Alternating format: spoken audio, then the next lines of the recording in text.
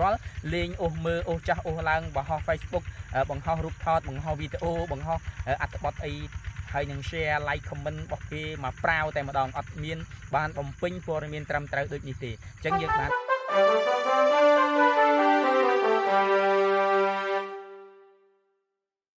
យើងបន្តចូលទៅកាន់ Facebook របស់យើងដើម្បីបំពេញ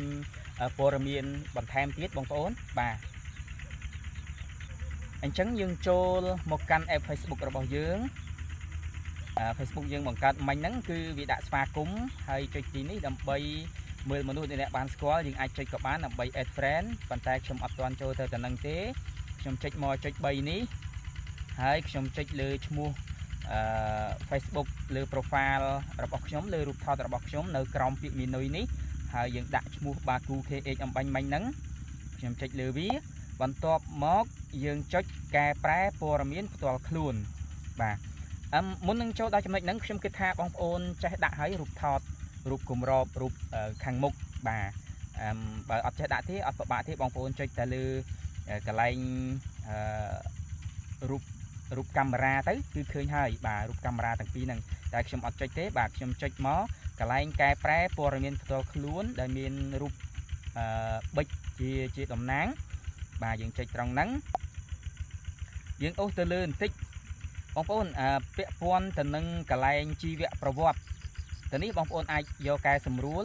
ហើយកែសម្រួលជីវប្រវត្តិបងប្អូនអាចវាយទៅនឹងបានបំពេញឃ្លាណាមួយដែលពាក់ព័ន្ធទៅនឹងអាជីវកម្មរបស់យើងដែលយើងគ្រោងនឹងបើកក៏បានយើងអាចរៀបរាប់ពីអារម្មណ៍របស់យើងក៏បានអាចបំពេញពាក្យពេចន៍ពាក្យស្លោកណាមួយក៏បានដែរបាទត្រង់នេះអញ្ចឹងនៅត្រង់នេះខ្ញុំដាក់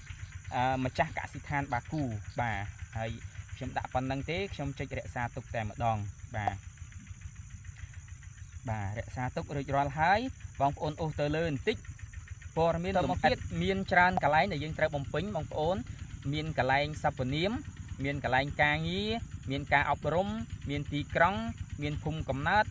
មានទំនាក់ទំនងបាទអញ្ចឹងខ្ញុំអូសទៅលើវិញកន្លែងសព្វនាមនេះខ្ញុំអត់ទាន់ដាក់ទេបងប្អូនខ្ញុំចូលមកកន្លែងការងារមុនសិនបាទកន្លែងការងារនេះបងប្អូនអាចបំពេញការងាររាល់ថ្ងៃកន្លែងដែលឈ្មោះស្ថាប័នដែលបងប្អូនកំពុងបំពេញការងាររាល់ថ្ងៃក៏បានឈ្មោះ page របស់យើងក៏បានហើយឈ្មោះក្រុមហ៊ុនឈ្មោះកន្លែងដែលយើងធ្វើការណាបងប្អូនហើយបើកន្លែងហ្នឹងមាន Facebook រួចស្រាប់គឺមាន page រួចស្រាប់យើងគ្រាន់តែបំពេញឈ្មោះឲ្យដូចហ្នឹងទៅគឺវានឹងលោតចេញមកហើយប៉ុន្តែកន្លែងនេះដោយសារយើងគ្រោងនឹងបង្កើត Facebook page ផ្ទាល់ខ្លួនរបស់យើងមួយទៀតអញ្ចឹងក៏ខ្ញុំអត់ទាន់បំពេញដែរខ្ញុំថយមកវិញសិនបាទខ្ញុំចាក់ចេញទំព័រនេះសិនហើយយើងអូសទៅលើខ្ញុំនឹងបំពេញបាទទីក្រុងនេះបងប្អូនអាចបំពេញមកដាក់ទីក្រុងដែលបងប្អូនរស់នៅពូសាត់នៅទីនេះខ្ញុំចុចយកតែម្ដងចុចរក្សាទុកបាទហើយខ្ញុំចុចចែករំលែកទៀតបាទបញ្ចូលភូមិកំណើតខ្ញុំដាក់ពូសាត់ទៀត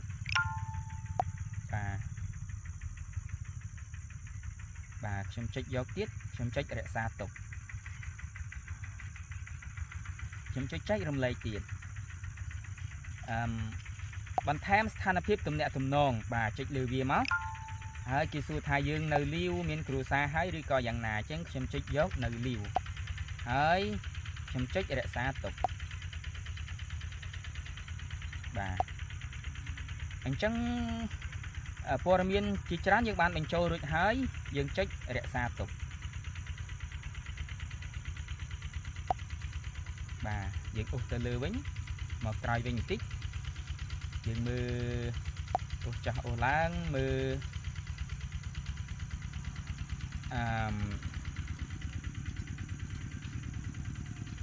Facebook របស់យើងនៅខាងក្រោមនេះបងប្អូនកន្លែងថ្ងៃខែឆ្នាំកំណើតបងប្អូនគួរតែធ្វើការបិទបាំងព័ត៌មានមួយចំនួនអញ្ចឹងយើងចូលទៅកែប្រែព័ត៌មានតខ្លួនបងប្អូនអូសទៅលើឲ្យអស់បងប្អូនចុចកន្លែងកែសម្រួលព័ត៌មានអំពីរបស់អ្នកបាទចុចលើវាបងប្អូនអូសទៅលើទៀតនេះសិតតែព័ត៌មានដែលយើងបានបញ្ចូលអំបញ្ញមិញហ្នឹងបងប្អូនបាទយើងបានបំពេញអំបញ្ញមិញហ្នឹងហើយមកទីនេះគឺ Gmail របស់យើងបងប្អូននៅត្រង់ Gmail របស់យើងនេះបងប្អូនបានឃើញហើយត្រង់កន្លែងក្រោម email ឃើញមានដាក់និមិត្តសញ្ញាកូនសហើយមានអក្សរខ្ញុំម្នាក់ប៉ុណ្ណោះអញ្ចឹង email បងប្អូនត្រូវដាក់អញ្ចឹងណាបងប្អូនបាទអញ្ចឹងរបៀបកន្លែងដាក់ហ្នឹងបងប្អូនចូលទៅកន្លែងប៊ិចហើយបងប្អូនចុចទៅលើនិមិត្តសញ្ញាកូនសដែលគេដាក់ថាចែករំលែកជាមួយខ្ញុំបាទហើយនៅត្រង់ហ្នឹងមាន4កន្លែងដែលយើងត្រូវជ្រើសរើសខាងលើគេដាក់សាធារណៈហ្នឹងបើសិនជាយើងចុចយកត្រង់ហ្នឹង email របស់យើងអ្នកណាក៏មើលឃើញដែរប៉ុន្តែបើយើងយកទី2មិត្តភ័ក្តិរបស់មិត្តភ័ក្តិខ្ញុំមានន័យថាមិត្តភ័ក្តិយើងក៏មើលឃើញហើយមិត្តភ័ក្តិរបស់មិត្តភ័ក្តិរបស់យើងដែលមាន Facebook ជាមួយគ្នាគាត់នឹងទៀតក៏មើលឃើញទៀតប៉ុន្តែបើយើងយកទី3មិត្តភ័ក្តិអញ្ចឹងមានន័យថាមានតែមិត្តភ័ក្តិជាមួយនឹង Facebook របស់យើងទេដែលអាចមើលឃើញអញ្ចឹងនៅទីនេះបងប្អូនត្រូវតែជ្រើសរើសយកខ្ញុំម្នាក់ប៉ុណ្ណោះបាទដើម្បីសុវត្ថិភាពរបស់យើងគួរតែជ្រើសរើសយើងត្រូវតែជ្រើសយកខ្ញុំម្នាក់ប៉ុណ្ណោះបន្ទាប់មកយើងចុចរក្សាទុកហើយនៅត្រង់ឆ្នាំកំណើតថ្ងៃខែឆ្នាំកំណើតបងប្អូនគួរតែបិទបាំងដែរអញ្ចឹងខ្ញុំសូមបិទតែឆ្នាំកំណើតទេបាទខ្ញុំសូមបិទតែឆ្នាំកំណើតទេអញ្ចឹងខ្ញុំចុចខ្ញុំម្នាក់ប៉ុណ្ណោះបាទវាមាន4ដូចទៅនឹងកន្លែង email របស់យើងដែរបងប្អូនបាទខ្ញុំម្នាក់ប៉ុណ្ណោះហើយយើងចុចរួចរាល់ហើយខ្ញុំចុចរក្សាទុកខ្ញុំសូមបញ្ជាក់ឡើងវិញត្រង់កន្លែង email នេះបើសិនជាបងប្អូនបានភ្ជាប់ Facebook បងប្អូនជាមួយនឹងលេខទូរស័ព្ទវានឹងឃើញលេខទូរស័ព្ទបងប្អូននៅតំណឹងដូចគ្នាបាទវានឹងឃើញលេខទូរស័ព្ទបងប្អូននៅទីនេះដូចគ្នាអញ្ចឹងបងប្អូនគួរតែជ្រើសរើសយកខ្ញុំម្នាក់ប៉ុណ្ណោះដូចគ្នាបាទអត់គួរដាក់សាធារណៈទេបាទត្រូវកំណត់យកខ្ញុំម្នាក់ប៉ុណ្ណោះទាំងលេខទូរស័ព្ទទាំង email បាទគួរតែដាក់ខ្ញុំម្នាក់ប៉ុណ្ណោះបាទអញ្ចឹងវាដូចជារួចរាល់ដែរហើយបងប្អូនក្នុងការបង្កើត Facebook បាទយើងបំពេញព័ត៌មានអត់ទាន់អស់នៅឡើយទេប៉ុន្តែប៉ុណ្នេះហ្នឹងគឺវាបានច្រើនណាស់ទៅហើយFacebook បងប្អូនមួយចំនួនព័ត៌មានទាំងអស់ហ្នឹងគឺអត់មានតែម្ដងបង្កើតមកដាក់តែរូប profile ដាក់តែរូបគម្រប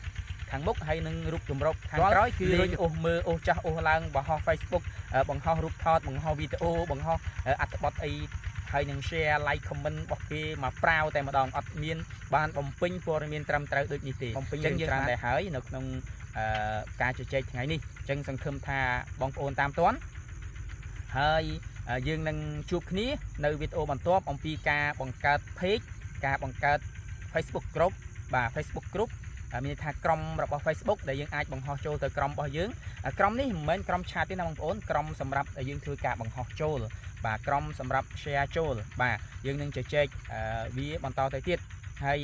សង្ឃឹមថាបងប្អូនតាមទាន់ទាំងអស់គ្នាបងប្អូនតាមទាន់ហើយ comment ពាក្យទាន់ដើម្បីយើងបន្តមេរៀនទៅមុខទៀតបាទបើអត់ទាន់ទេបងប្អូនអាចមើលចោះមើលឡើងហើយអត់ច្បាស់ត្រង់ណាអាច comment សួរអាចផ្ញើសារមកសួរបានបាទហើយកុំភ្លេច comment ទាន់ដើម្បីខ្ញុំបានដឹងថាបងប្អូននៅជាមួយខ្ញុំហើយយើងនឹងបន្តទៅទៀតទាំងអស់គ្នាបាទអរគុណ